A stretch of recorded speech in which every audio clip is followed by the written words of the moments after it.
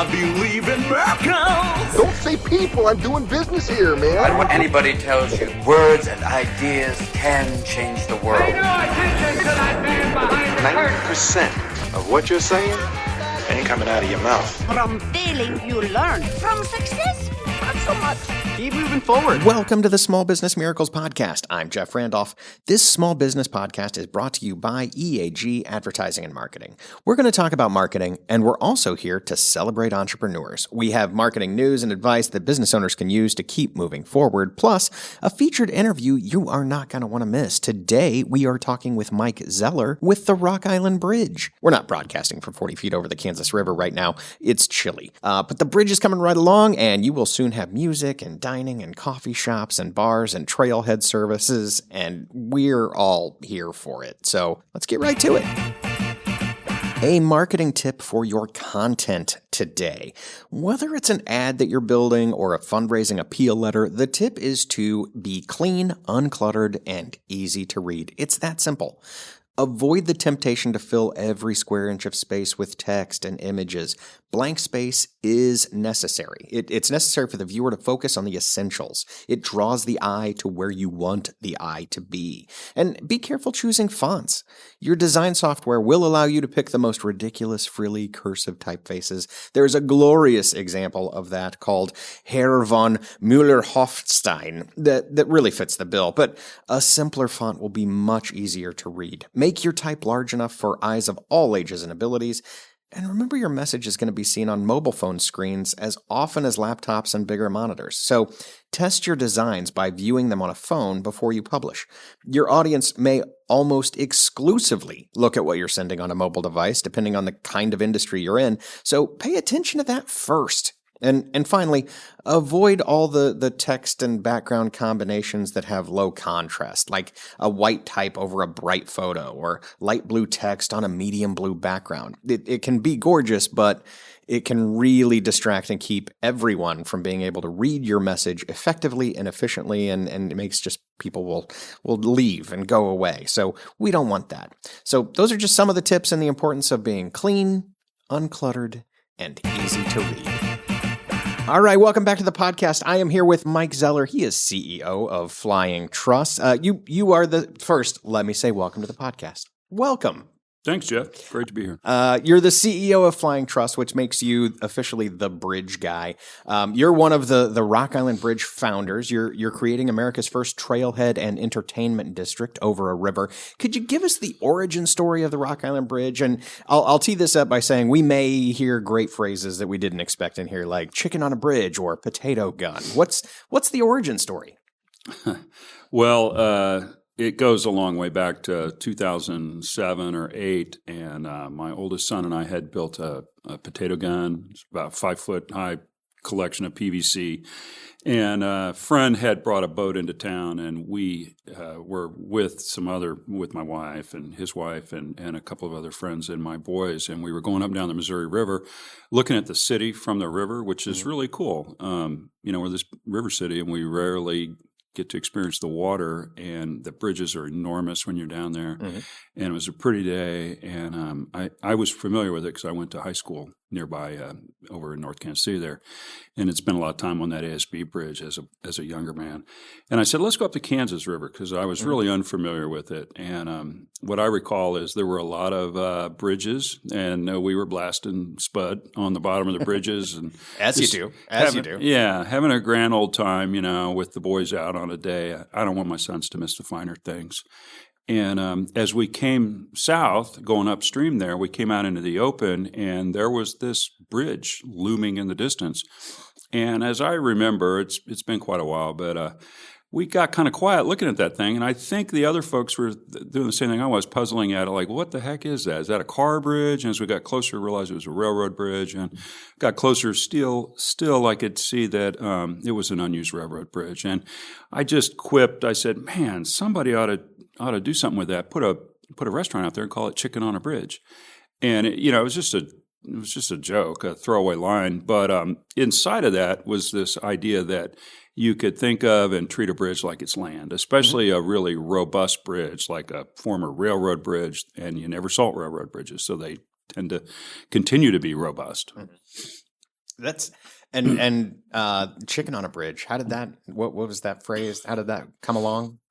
I don't know where that came from. I eat chicken, but I'm not a big chicken fan. It was just a joke. Chicken on a bridge. That was a joke. I named the restaurant Chicken on a Got Bridge. it. Okay. Someday we need to have a little shack out there called Chicken on a Bridge. But in fact, a friend of mine is a local chef, Philippe. He owns a Buffalo State. Oh yeah. For years we've talked about coming up with some fun garlic or lemony chicken recipe and putting it in a cone or something and have a little chicken shack called Chicken on a Bridge. A little walk away. Well, let's back up in history a little bit. Your background leading up to this point involved a totally different bridge, 90.9, the bridge. Give us a little of your background and what prepared you to make this kind of big step.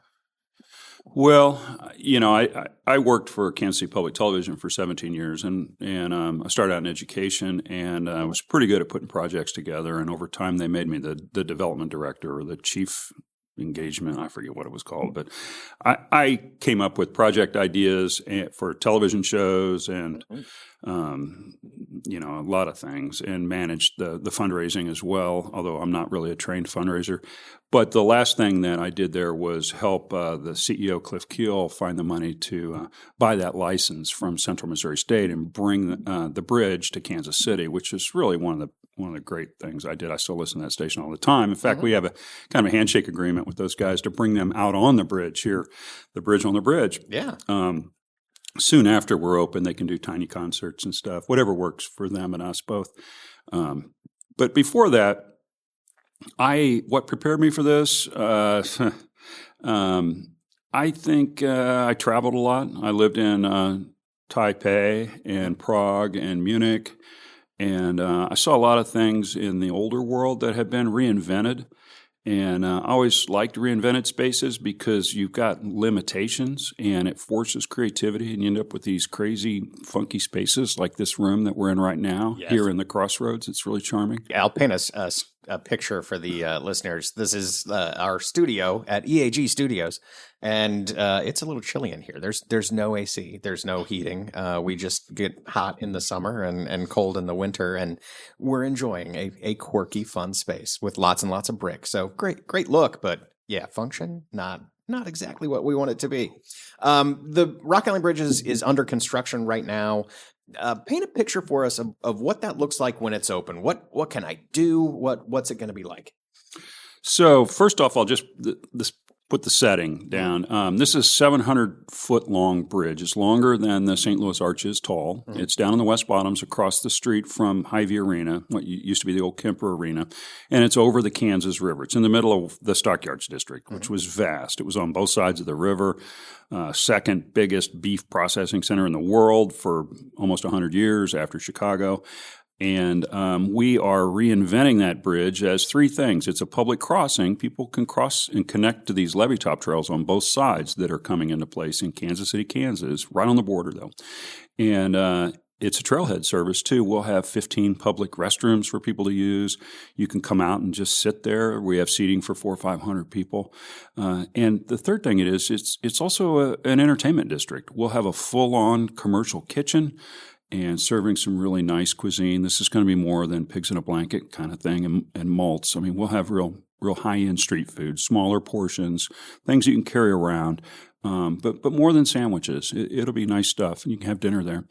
And a couple of bars. This is double-decker. Okay. Upstairs, downstairs. There's a full-on event space up top for everything from concerts to Saturday morning lecture from – these are our straw man examples. Maybe a UMKC professor giving a lecture on the history of the Stockyards or the Flood of 51 on a Saturday morning. And that afternoon – we've got a concert there. That evening, maybe there's a wedding happening up top. Saturday morning over on the Western Truss, we can have the Kansas City, Kansas Farmers Market out. We've got room for 40 or 50 produce stalls out there on the bridge on a lovely July morning. That's right. I noticed that on the website it says that we're taking some reservations for events in next year, so 2024 in summer, it looks like. So yeah, it's all coming together, Jeff. We started construction in March. LG Barkas, KCK, great construction company. They actually put those lift gates on after the Flood of 51 that are out there, and they showed up in April. and oiled them up and applied some force and ran the bridge up another 4 feet. And we are on schedule to finish construction late spring, April, May. You never know exactly when you're going to end a construction project, but should be in full swing by summertime. Perfect. Yeah, and the phrase "they don't make them like that anymore." You could say that quite a bit, but that bridge is a machine. It is. It's my buddy calls it a battleship, and it's just really heavy. We got 1.5 inch thick steel on this thing. It is rusted, but that's by design. There's a term for that. I think they call that rusting metal. Anyway, the rust on the surface creates a barrier to the oxygen in air and water and prevents further rusting inside. So it kind of encapsulates it. They It's don't weathering like that. steel. Weathering steel. Weathering That's steel. what it's called. Yeah. It was no small task to get this project moving. It's the elusive P4. It's a public-private philanthropic partnership. How did this all come together? How did you like wrap your arms around this? I think I'd get tired even thinking about it. Yeah, it's been an odyssey, and it's been about 6 years in the making. And I don't know, had I known in the beginning how hard it would be if I would have started, but I'm glad I did because it is all coming together now, and we got the new decks on. Briefly, here's the way it worked. The bridge was actually owned by Kansas City, Missouri, even though it sat in Kansas. Mm-hmm. It was purchased by the city in about 1980 when Casey Moe was buying the land for the railroad tracks that came off that bridge that wrapped around Hy-Vee Arena. Mm-hmm. Excuse me. And I think the receivers of that bridge, which they'd received in bankruptcy by the St. Louis Railroad, even though it was built by the Rock Island Railroad in 1905, I think they kind of threw in the bridge, wanting to get it off their books. And the story that we've heard is that Kansas City, Missouri folks thought they would build surface parking on the other side of the river there, well into Kansas City, Kansas, and use the bridge as a pedestrian connector. Mm-hmm. That never happened. Instead, the city built that multi-story parking garage just to the north of Kemper Arena, and the bridge just sat there for another 40 years, the very definition of benign neglect. So I originally leased that bridge from Kansas City, Missouri. Mm-hmm. Had a 50-year lease for it. They were like, yeah, sure, go do something with this. Make good happen out of it. Soon after that, KCK approached us and said, I've got 2 junior partners, John McGurk and Mike Ladden, and KCK asked us if we would enter a public-private partnership with them because they needed to connect the levee trail tops on both sides of the river because eastern Wyandotte County really lacks that public infrastructure that's really important. Families need a place to be able to go and walk and ride their bikes and be in nature and that's close and doesn't cost money. And, levee tops are a great place to do that because you get a view of the river. And at first we thought, well, how's that going to work? If we got chicken on a bridge out here and we got people blasting through on their 10-speeds. And they said, well, it can be a dismount zone. It's a public crossing. It's not a trail at that point. Mm-hmm. It's like riding your bike through an Italian city and you come upon a piazza. It's great. It's cool. Mm-hmm. You people drinking coffee and there's street performers and, maybe you get off your bike and work your way through that because there's a lot of people there. That's kind of like what this is. And so we said, yeah, let's form a public-private partnership. And their elected officials wanted to own the bridge, which was fine by us. We didn't really want to own it. We wanted to lease access to some of it. So the bridge was transferred to KCK for $1. Casey Moe was happy to give KCK that railroad bridge that was in another state. They didn't really want to own it. And so then we set about working on a public-private partnership agreement with KCK. Essentially, we lease about 35% of the bridge, and we're responsible for taking care of all the new decks that are on there and cleaning the bathrooms and paying for the utilities and securing it. In the long run, KCK is putting in about 15% of the construction costs, and they get that back by a surtax on the bridge. When you buy a hot dog or something on the bridge, that'll go to pay Kansas City, Kansas back. So they'll end up with a free piece of public infrastructure. And we have a great platform to run some really interesting kiosks, if you will, on the bridge that are going to animate that bridge and make it a place that people want to be and that generates the revenue to take care of the bridge and will also, I think, importantly, it'll put a focus on the Kansas River. And that's the big play here. The bridge is cool, and I think that like on Monday Night Football, there's going to be lots of images. We're going to have boats on the water and people barbecuing and dancing up top. Absolutely. Red lights. It'll all be lit up. Oh, yeah. It's a landmark. Mm-hmm. And that river, though, the big play is the river. Right now, that Kansas River, that's the same river that flows through Lawrence and Topeka, Wamego, Manhattan, but they think of it differently up there. They think of it more as a recreational river. Well, it's the same water that flows through here. It's muddy, but it's not particularly polluted. There's not a lot of industry upstream. After heavy rains, there's some feedlot runoff, but other than that, it's really a safe river for boating in. And it's still kind of stuck in the folder in our collective imagination as to where it was put in the 1870s when it was, frankly, a running sewer for the Stockyard District. Right. Well, that's all been gone now for half a century. Mm-hmm. Yet it continues to be in that folder in our mind. And one way to kind of overcome that and to start to rebrand it as the recreational river that it is to get people to engage with it. And we're going to have, 700,000 people a year over the Kansas River having a glass of wine, enjoying a meal, listening to live music regarding the Kansas River and people down there boating on it and fishing. And we think that's bound to, energy follows attention, right? True. Yeah. No, this is a heavy lift. This was a giant project, and it started out paddling around on a river, and today you've got construction. We're going to open. It's going to be an amazing kind of thing. You don't shy away from a challenge. If you had advice for entrepreneurs, what kind of advice would you give that entrepreneur brain that's out there? Well, you got to always be asking yourself if you're drinking your own Kool-Aid and if that thing's really going to work, and be willing to acknowledge when it won't or when you got to adjust. I really like straw man. I like to paint a scenario that I really believe in, and I share that with people, and I watch them and I listen to them, and then I'll adjust my straw man. That's really my target of where I'm going, and that gives me comfort that I am willing to be open-minded about where the destination is, rather than just deciding on a destination and following that blindly, because that can end in real disaster. Yeah. Well, and you pitch that idea, you pitch that straw man to somebody, and that person then has an opinion. Do they share that legitimate opinion, or are they telling you what you want to hear? Like, you've got to be able to tell the difference between those two things, so that the straw man you put up is an actual workable concept, and somebody is giving you honest advice on, I think that can work, or here are the issues you're going to face. Like, it takes some energy to be able to differentiate the two, so that you're not drinking your own Kool-Aid. Yeah, and we're Midwestern nice here. Exactly. People are reluctant to give criticism even when it's constructive. But I ask for it, and I get it.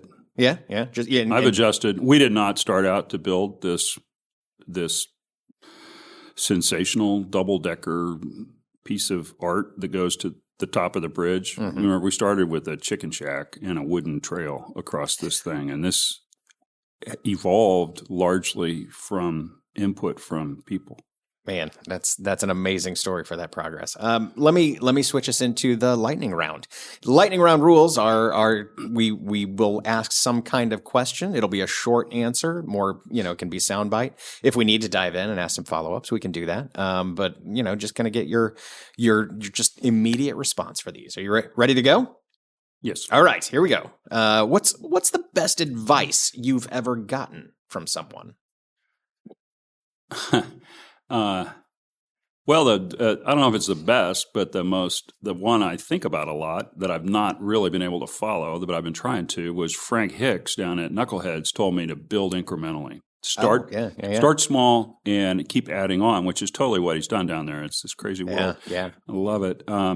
And I've not really been able to do that because we got one shot to build this thing. Yes, I can't come back later and build cantilevers without tearing the whole thing up. But I try to be incremental, because incrementalism is it's a surer path. As you're finding your way through the woods, you kind of you take it one tree at a time and you work your way around them. And as long as you know the corner of the woods you're trying to get to, it's often a better way to get there. than to slavishly follow something imposed from top down. Great advice, and thanks to Knuckleheads for throwing that out there. You have a master's degree in economic geography. What should everyone know about economic geography that we were never taught in school? That place matters, that how we organize ourselves in space is just as important and hand in hand with sequence of events in time. Place matters. I look at things, I don't go around every day thinking about all my coursework in economic geography from 1992, but we need to, though. It's important. It's time for the world to hear this. Yeah, and I think as America, we're kind of realizing that we've, and starting in the 40s, we fell in love with the automobile and we thought place didn't matter anymore, and we could put things, just scatter them out across the landscape and it wouldn't matter. Well, it turns out it does, that there's synergy when you bring things next to each other, and people like environments that they can move around in under their own steam. It brings the scale down that's at a human scale. Mm-hmm. And so I think about that with the bridge and all that's coming into focus around it, with the trails down to the waterfront that Kansas is building, and the docks and the other stuff, the apartments and the zip lines, and how this whole thing is going to come together somewhat serendipitously as a composite. Mm-hmm. Next question. You've been described as a mad genius by some, but in a good way. I imagine that means that you have a very noisy brain. Do you stop having ideas at some point? What's it like to live in your brain? Well, right now you wouldn't want to be in there because I got a lot of things going on in this project. We're working with a true genius, a guy named John O'Brien, that does a lot of these really cool interiors around the city and around the country too. And he said, "Mike, you're going through the needle right now," and it does feel like it. We got designs, we're interviewing tenants, and we're raising a little bit more money here, which is going well. And there's a lot going on. I feel pretty agitated right now. I get in an agitated state. Okay. I don't mean like angry, but I just feel like there's some stuff I got to get done. A friend of mine who's a doctor, he's like, everybody's taking these anti-anxiety medicine. That's what gets the farmer out of bed in the morning, is to get out and anxiety. He said anxiety's good. It's like, embrace that a little bit. Yeah, it's a motivator. Interesting. I've started something here. I got to finish it. Yeah. Well, and once you finish that, does that start to quiet down for you, or is it on to the next thing? I think it does. And I've not on. Through this whole odyssey, I've not always been as kind of vigilant as I feel right now. I'm looking forward to being kind of the old guy on the bridge that's like watching people and talking to them and realizing, it's kind of windy over here, or maybe if we could block that sun, or how about we get some vines going on the bridge over here. That's what I'm looking forward to spending my retirement doing. Oh man, it sounds like that would be a wonderful way to go. It'd be fun. Yeah. Let's imagine that you could have all of the bridges in the city, every single one of them. All the bridges are now yours to control. Would you rather make more entertainment venues, or just use it to keep all of the Northlanders away on their side where they belong? Hey, I'm from the Northlands. The Zephyr winds blowing up there. There are a couple bridges around, or that might come onto the market. Wouldn't it be great to be the city of bridges? Yeah. And they don't all have to follow the model that we've found our way to on this one. Maybe one's a children's museum, another one's an arboretum, or a tea shop, or who knows. And they could all be public crossings at the same time.